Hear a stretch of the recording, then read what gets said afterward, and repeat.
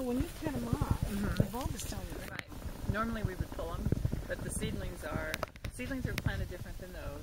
They're planted really close together here. So if you pull them out now, you might disturb the next bit.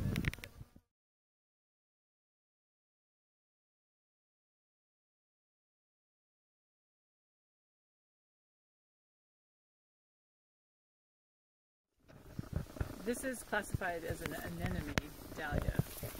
It's a different form than the other forms, obviously. And in a seedling bed is where we're testing and growing out new dahlias for introduction to the general public.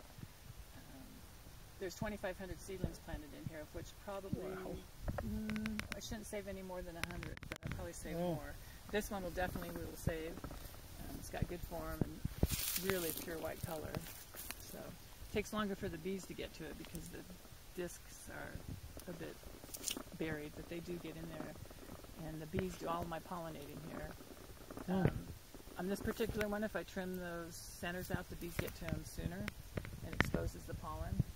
So they're my best friend. I like that. Okay, that is just beginning to open, and that's also an anemone form. And that color is pretty unusual. It looks like it's going to have a red and a yellow. I don't know what it will turn into in the end. So that's how they start, and they just open from the outside in. And when it's done, it's going to look like the bicolored one that you saw. So, okay. And that one last night was not looking like that. And that's how quick they open. Wow. Tomorrow it'll be probably fully formed and ready. In between. Yeah. You have a name Not for this yet. one? Is this going to be a new one? It may be. I have to kind of look at it. There's a couple other things you look for too. You're looking at to make sure that the flower is attached to the stem for cut flower people, and just you want to be able to hold themselves up.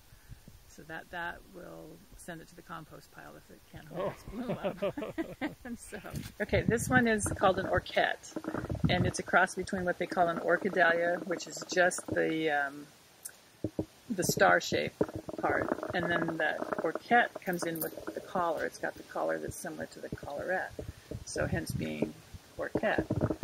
Real pretty. They're real catchy. The centers can be different. They're just tough. Bees like those too. And like I said, a couple years ago I did all my crosses by hand, and I didn't have much luck. I didn't have a lot of stuff that I liked. So I went. Well, the bees showed up 2 years ago, so that improved the whole program. The bees from that bee tree up there. Yep. So they just are able to pollinate more faster, and they do that part. Well, that's pretty fun to think about. It is. Up to the bees. Yep. So you just started to see them?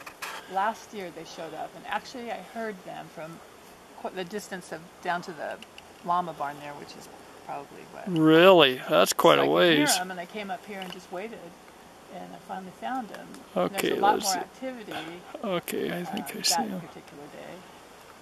But this is about normal. You just see them kind of coming and going, and they're always doing something up there. Yeah, there's quite a few. That's a huge, I know, I'd love to huge yeah.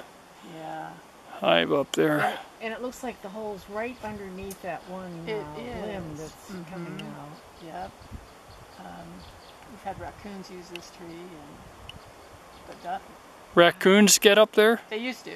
They're gone now. That's an old tree. It is.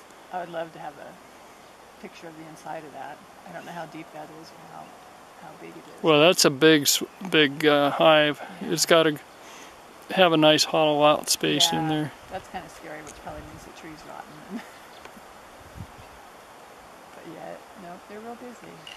And it gets sun in here too, and when the sun's out, of course, they seem to be a lot busier when the sun's on them. That's how thick that tree is. That's huge. So how old do you think this tree is? Oh, I don't know. I don't know how you tell. So you've lived here?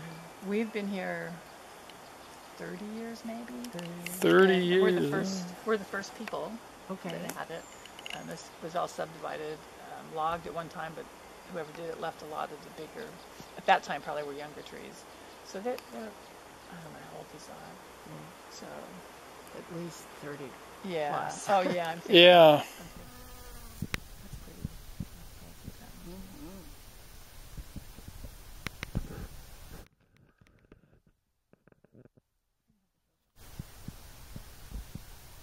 Yeah. You just follow it all the way around.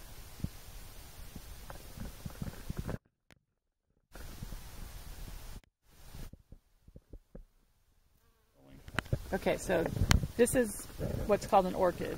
I referred to that previously, and it doesn't have the center like the Orquette did, but so you can see the orchid form. And again, another disc variety.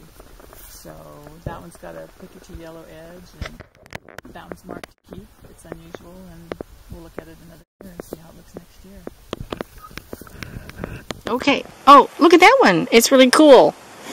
With stripes. It's got stripes. Well, it is kind of stripes, and it's what they call. It actually has a term. It's a giraffe pattern.